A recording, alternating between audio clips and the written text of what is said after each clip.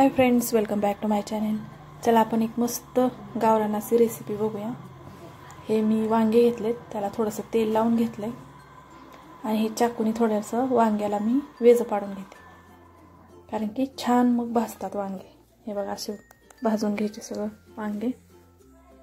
चुलीवर भाजले तर एकदम मस्त लागतात। हे चूल नाहीये त्यामुळे मी गॅसवर भाजते वांग।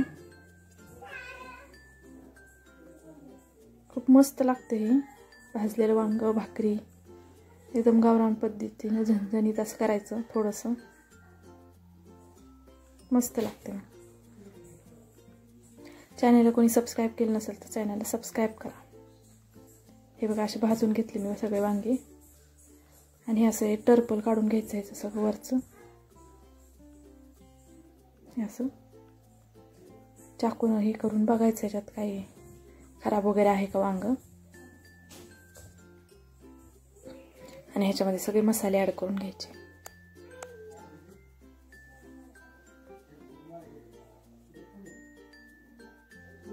बघा मी थोडंसं तेल टाकते। कोणी कोणी ह्याला फोडणी पण देतं, पण मी फोडणी दिली नाही। असंच ह्याच्यामध्ये थोडंसं चवीनुसार मीठ टाकलं,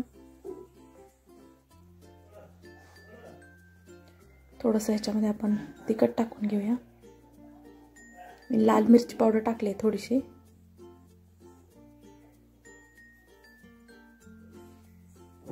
थोडासा गरम मसाला, थोडीशी कोथिंबीर आणि हे सगळं व्यवस्थित मिक्स करून घ्यायचं। हे बघा मिक्स झालेलं आहे सगळं। आता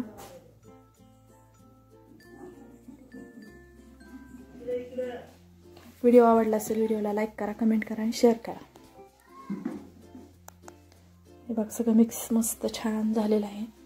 खूप छान आणि टेस्टी लागते हे भाकरी, कांदा, वांग्याचं भरीत, थोडंसं झणझणीत करायचं, मग टेस्टी एकदम मस्त, खूप मस्त लागते। करून बघा आणि कमेंटमध्ये सांगा।